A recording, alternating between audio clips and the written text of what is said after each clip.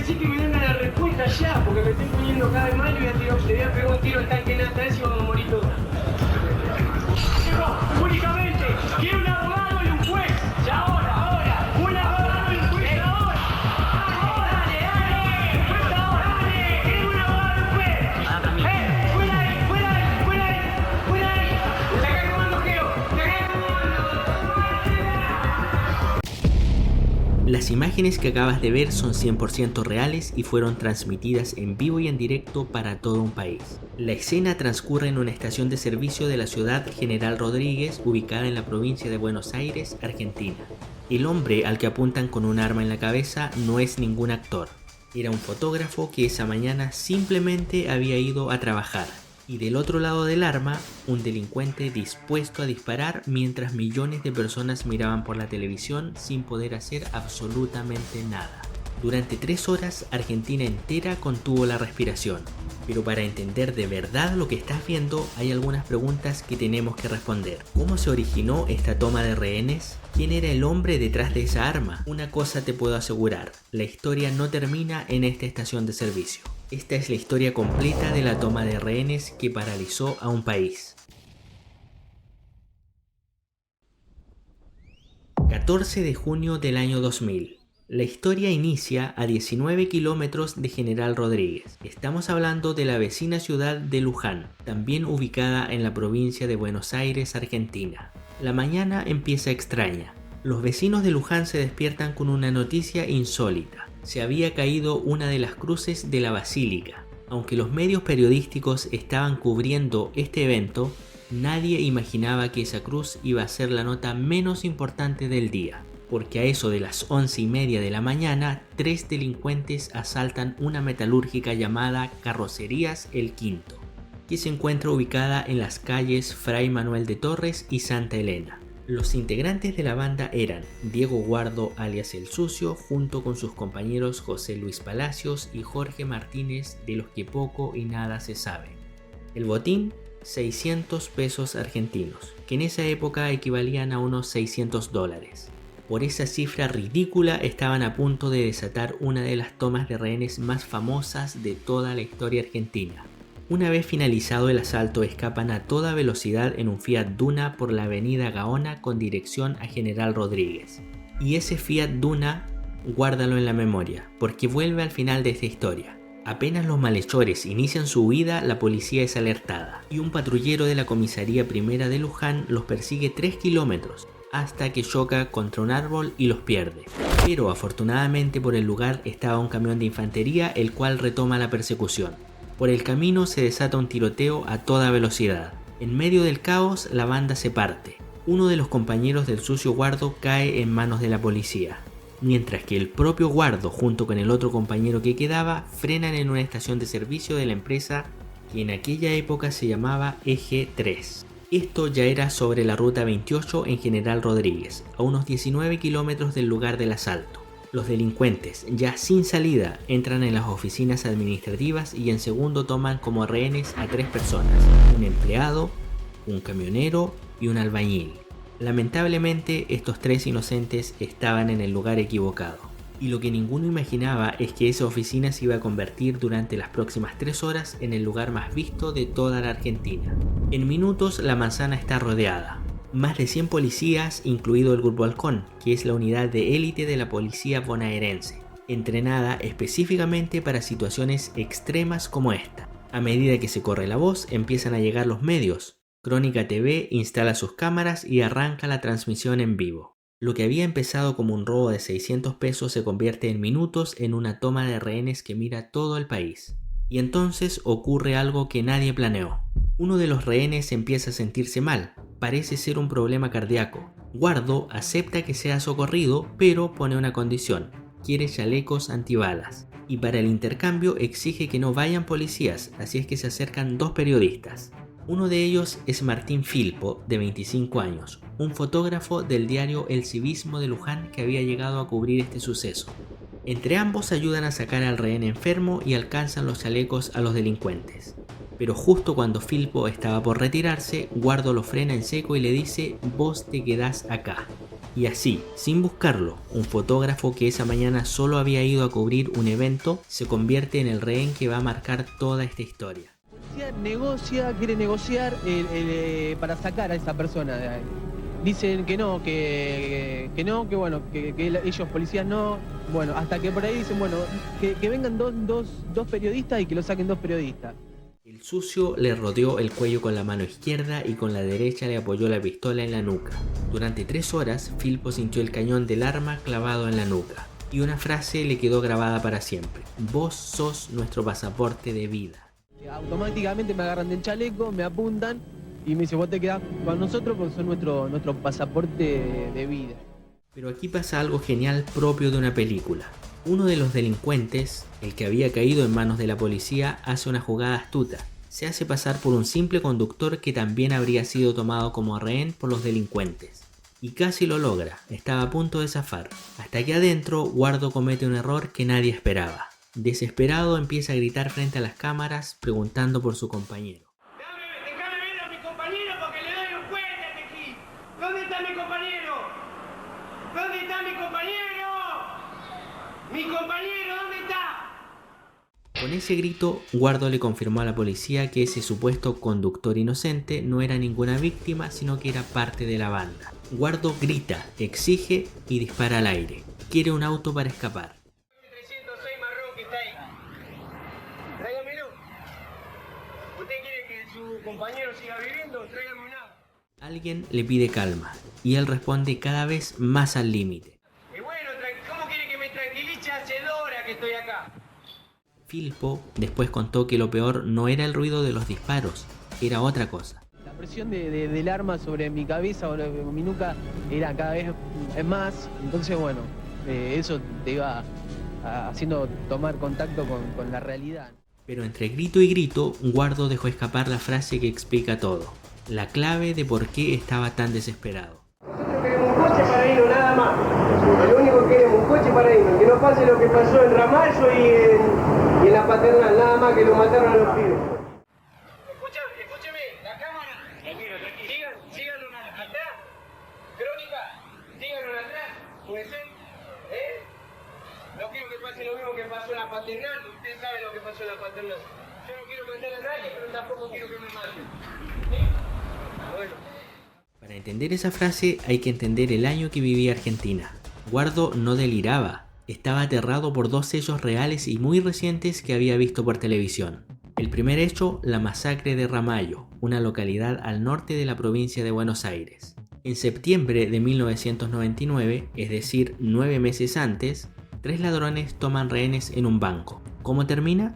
La policía dispara más de 150 veces contra el auto en el que escapaban. Y en esa lluvia de balas mueren 2 de los rehenes junto con uno de los ladrones. El segundo hecho, más fresco todavía, La Paternal, un barrio de la capital de Buenos Aires. Apenas 3 meses antes de esta toma, 2 ladrones rodeados en una agencia de automóviles y motos, más de 5 horas atrincherados. Cuando intentan huir, la policía los mata a los 2 y 2 rehenes terminan hospitalizados con heridas de bala. Guardo había visto en directo cómo la policía argentina resolvía estos asuntos por aquella época. Por eso se aferraba a la cámara, por eso usaba a Filpo de escudo. La transmisión en vivo no era para nada un problema, era su único seguro de vida. Y arriba, en el gobierno, había tensión. El gobernador era Carlos Rucauf, famoso por su frase "hay que meter bala a los delincuentes". Pero esta vez, con el fantasma de Ramallo encima, la orden fue la contraria. Pidió explícitamente que todos salieran con vida. Mientras miraba la transmisión, Rucauf le confesó a un colaborador una frase que lo dice todo: "Estoy cortando clavos". Es decir, estaba muerto de los nervios y rogando que esto no terminara en otra masacre.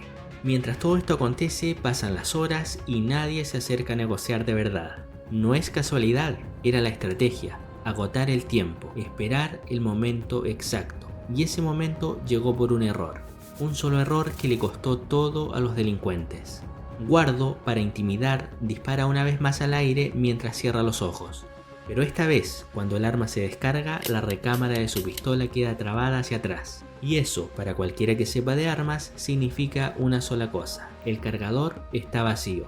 Guardo se quedó sin balas. No se trataba de un arma trabada que se podía destrabar, sino que ya no le quedaba ni un tiro. Solo unos pocos lo notaron, y uno de ellos estaba a pocos metros, esperando exactamente eso. Entre los periodistas había un hombre infiltrado.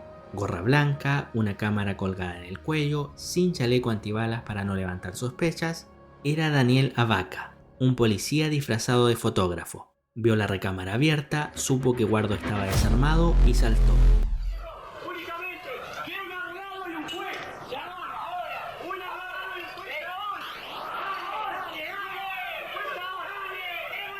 juez. Ahora, un abogado y un juez. Fuera ahí. Saca el comando, quiero. Saca el comando, tómatela.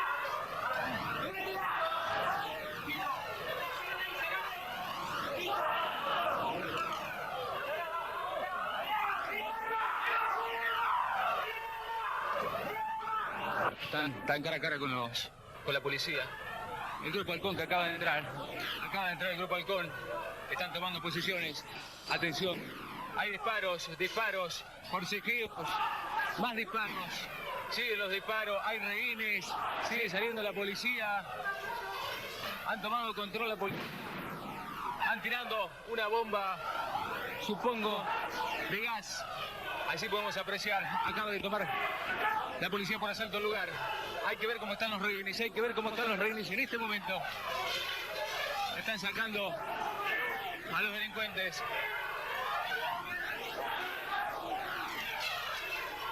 El grupo especial acaba de entrar. Hay que saber cómo están los rehenes. Hay mucha confusión.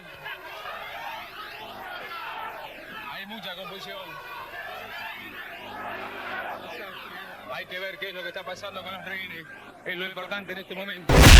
En segundos, Avaca se abalanza sobre Guardo y lo estrella contra la pared. Otro efectivo tira una bomba de estruendo. Todo eso duró pocos segundos. Los dos ladrones reducidos y los rehenes todos vivos. Ni un muerto. Y aquí un detalle que casi nadie conoce, pero que convierte esta historia en algo que es difícil de creer. Ya con Guardo reducido, mientras lo trasladaban detenido, Avaca se le acercó al oído y le susurró algo. No fue una amenaza, sino que fue una confesión.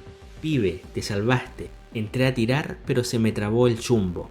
Agradeceme que estás vivo. Escúchalo bien, porque es increíble.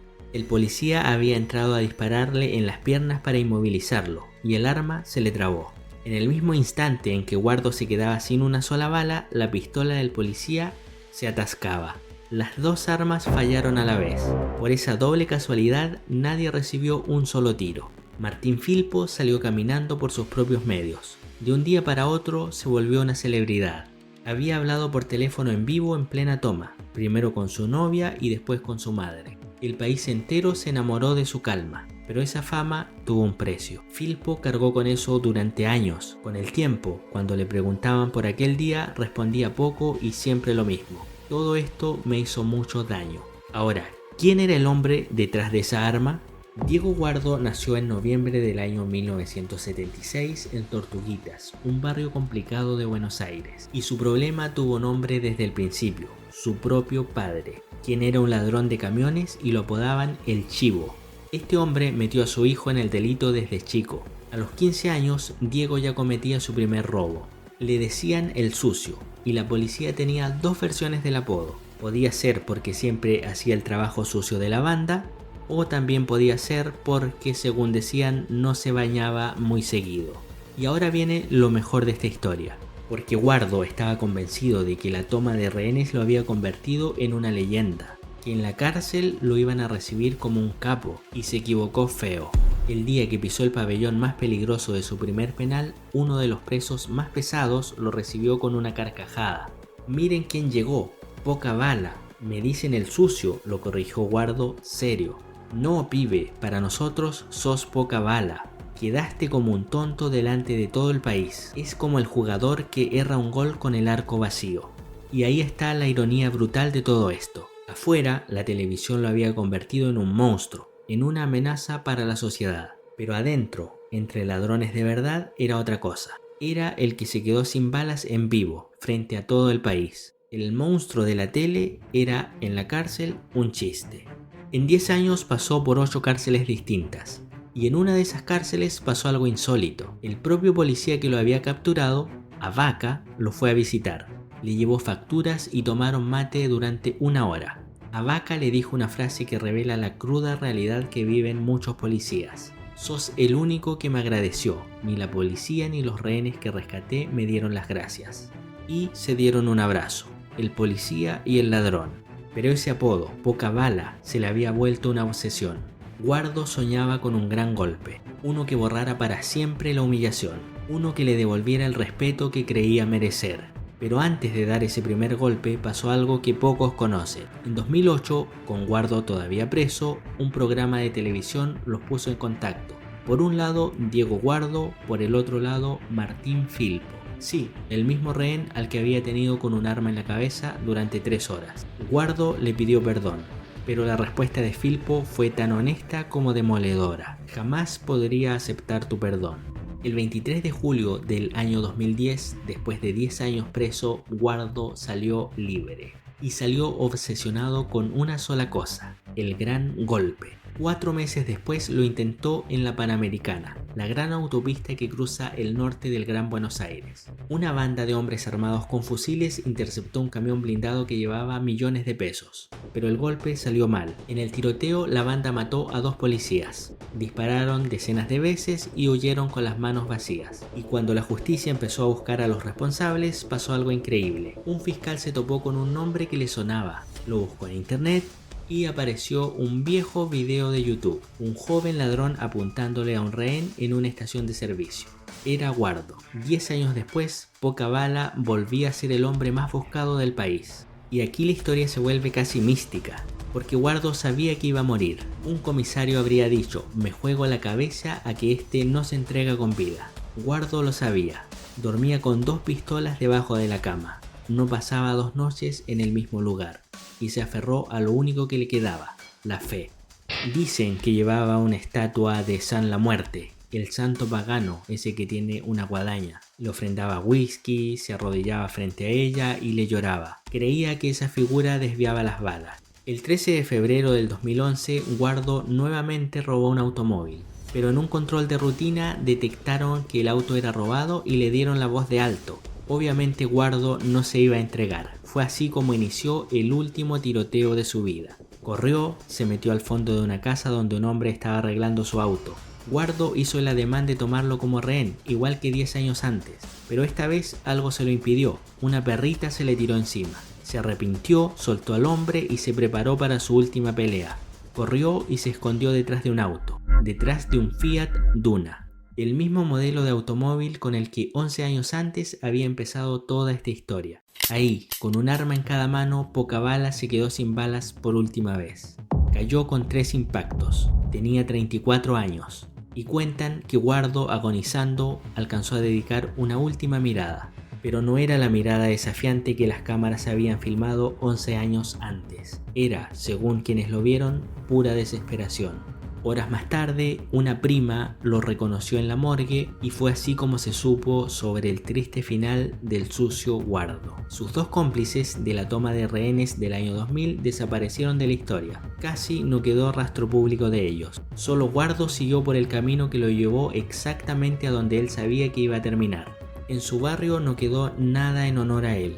Ni un mural, ni una pintada con su nombre. Porque quizás esa sea la verdad más triste de esta historia. Un hombre al que la televisión convirtió en monstruo durante 3 horas y que el resto de su vida fue, en el fondo, más prisionero que sus propios rehenes.